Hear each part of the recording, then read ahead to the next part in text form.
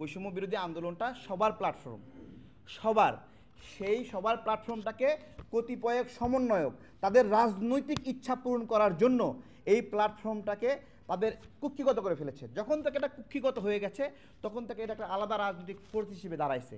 তারা আলাদাভাবে রাজনৈতিক কার্যক্রম করে, আলাদাভাবে নিয়োগ বাণিজ্য করে, জালিয়াতি করে, লুটপাট করে, জেলায় জেলায় লুটপাট করছে। এবং এই যে রাজশাহীতে 4 জন সমন্বয়কে আটকায় রাখে বাটাম দিল, এমনি এমনি দিছে? বলেন, জায়গায় জায়গায় কত বিষয়। আপনারা তো নিউজ করতে পারেন না, আপনাদের নিউজ করতে হলে নিউজ করতে হয় সমন্বয়ক পরিচয় চাঁদাবাজি। ডাইরেক্ট সমন্বয়ক চাঁদাবাজি করতে লিখতে পারেন না, কেন লিখতে পারেন না বলেন? ধন্যবাদ সবাইকে। আমার আমার যেটা প্রশ্ন, দেখেন, আর 10 জন মানুষের ক্ষেত্রে যা হইতো, ধরেন এই দুর্নীতিটাই অন্য একজন উপদেষ্টার নামে বের হতো, তাহলে অন্য একজন উপদেষ্টার নামে বের হলে তাহলে তাকে কিন্তু এতক্ষণে বহিষ্কার করা হতো। আমার কথা, এই বহিষ্কারটাই আসিফ মাহমুদকে কেন করা হবে না? আমার জিজ্ঞাসা এটাই। আপনারা প্রশ্ন করেন যে তাকে কেন বহিষ্কার করা হবে না, সে জালিয়াতিতে জড়িত। সে দেখেন, আপনাদেরকে একটা প্রশ্ন করি, আসিফ মাহমুদের পিএস মোয়াজ্জেম হোসেন পিএস নাকি? পিএস এর কোনো ক্ষমতা আছে? কোনো ক্ষমতা আছে? নাই। তাহলে পিএস ওখানে যে এক লিস্টে, এই যে দেখেন, এক লিস্টে লেখা মোয়াজ্জেম হোসেন স্যার, হলুদ করে মার্ক করা, এই যে লিখা, এই যে পিএস মোয়াজ্জেম হোসেনের নাম লেখা, ওইটা আসিফ মাহমুদ ওরে পাঠাইছে না ওখানে? বলেন, আপনাদের বুদ্ধি বিবেক কি বলে?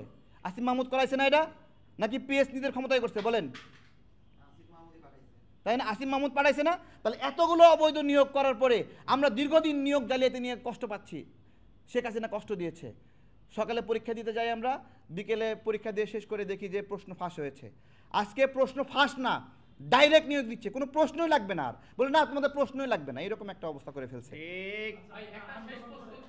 এর পুনর্বাসনের বিষয়ে এই প্রশ্নটি দিয়ে আমি শেষ করব। আর প্রশ্ন করেন না আজকে। আচ্ছা ঠিক আছে, আমি সিম্পলি দেখেন, আপনাদেরকে দেখেন, আমাদের এই সময়ে এই দেশের জন্য আমি একটু বলি, একটু একটু একটু বলি। আচ্ছা, আমি আমার কথাটা বলি। আপনারা আজকের এই প্রশ্ন, এই উত্তরটা কোট করবেন, খুবই জরুরি একটা বিষয়। যে এই যে বৈষম্য বিরোধী নাগরিক পার্টি, এরা বাংলাদেশের জন্য হুমকি। কেন হুমকি? আমাদের বাংলাদেশের জন্য হুমকি কেন, সেই বিষয়ে কয়েকটা কথা বলবো। বিএনপি যারা করে তারা তো বিএনপি করে, জামাত যারা করে তারা জামাত করবে, তাই না? গণ অধিকার পরিষদ করে তারা গণ অধিকার করবে, আমজনতার দল যে করে সে আমজনতা করবে, তাই না? স্বাভাবিকভাবে। তার মানে এক্সিস্টিং প্রত্যেকটা দল হাসিনার বিরুদ্ধে লড়াই করছে। সামনে একটা ইলেকশন হবে, সেই ইলেকশনে জনগণের ম্যান্ডেট নিয়ে সংসদে গিয়ে দেশ গড়বে, নাকি? প্রত্যেকটা রাজনৈতিক দলের এজেন্ডা। তাহলে প্রত্যেকটা দল তার তার জায়গায় ঠিক আছে। তাহলে ঠিক নাই কি? বেদিশা হয়েছে কে? আওয়ামী লীগ, তাই না? নাগরিক কমিটি যদি রাজনীতি করতে চায়, সহজ ফর্মুলা, আওয়ামী লীগকে সাথে করে নিয়ে রাজনীতি করতে হবে। আওয়ামী লীগ ছাড়া ওরা কর্মী হবে কোথায় বলেন? সব কর্মী তো কেউ বিএনপির সাথে আছে, কেউ জামাতের সঙ্গে আছে, কেউ আপনার হলো গণ অধিকারের সাথে আছে, কেউ চরমোনাইয়ের সাথে আছে, কেউ ছাড়বে? কেউ ছাড়বে না। তার মানে যারা এখন দৌড়ের ওপর আছে আওয়ামী লীগ, এই আওয়ামী লীগই এখন নাগরিক কমিটিতে কনভার্ট হচ্ছে। আপনারা নিউজ দেখেননি যে হলো আওয়ামী দুর্বৃত্ত নাগরিক কমিটির কেন্দ্রীয় কমিটিতে আছে? দেখেননি? তাহলে এইটাই বাস্তবতা, যে যে নাগরিক কমিটিকে যদি বড় হইতে হয়, আওয়ামী লীগকে সাথে করে নিয়ে নিয়ে বড় হতে হবে, আওয়ামী লীগের টাকা দিয়ে দিয়ে বড় হতে হবে।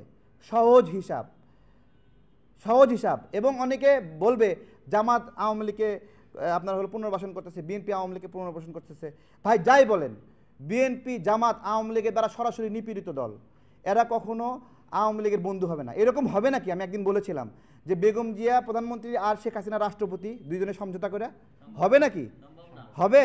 তার মানে বেগম জিয়া কোনোদিন হাসিনাকে পুনর্বাসন করবে না, তাই না? করবে না। তাহলে তাই না? তাহলে তাহলে তাহলে এই যে দেখেন, আমি বলছি এখানে যদি এখানে কখনোই বিএনপি আওয়ামী লীগ, বিএনপি জামাত সহ যারা আওয়ামী লীগের বিরুদ্ধে লড়াই করছে, এরা কখনো আওয়ামী লীগের বিরুদ্ধে হবে না, মানে মানে আওয়ামী লীগের বন্ধু হবে না কখনো।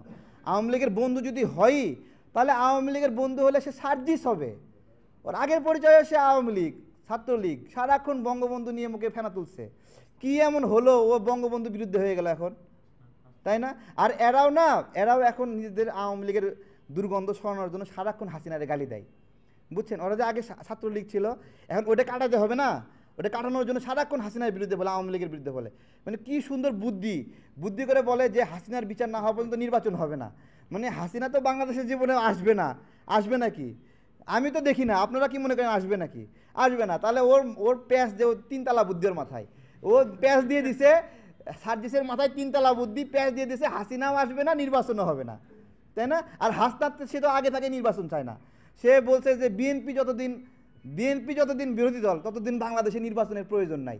কি চিন্তা! এরা আইসা আবার এরা এমনভাবে আচরণ করে যে যে আওয়ামী লীগকেও চাবায় কসমস করে খাইয়ে ফেলাবে, এরকম একটা আচরণ করে। কিন্তু আওয়ামী লীগের সাথে করে নিয়ে বসে মিটিং করে, গল্প করে, টাকা পয়সা নিচ্ছে, সব নিচ্ছে।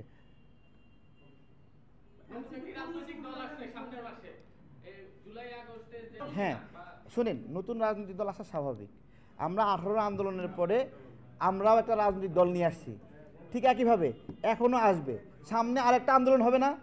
ওই আন্দোলনের পরে আরেকটা দল আসবে। প্রত্যেকটা সংগ্রাম এবং আন্দোলন একটা করে দলের জন্ম দেয়। কেন জন্ম দেয় আমি বলি, আন্দোলন জন্ম দেয় না, আন্দোলনের যারা নেতৃত্বে থাকে ওরা ভাবে এত বড় একটা আন্দোলন করলাম, এত দেশে এত বড় একটা মানুষ চেনাশানা আছে, এখন রাজনীতি করাই বেশি একটা ভালো, এখানে করলে টাকা পয়সা আছে, তারপরে ক্ষমতা আছে, কর্তৃত্ব আছে, সরকারের সহযোগী, সব কিছু মিলে রাজনীতি ছাড়া কী করবে? ওই জায়গা থেকে রাজনৈতিক দল খোলা ছাড়া তাদের উপায় থাকে না।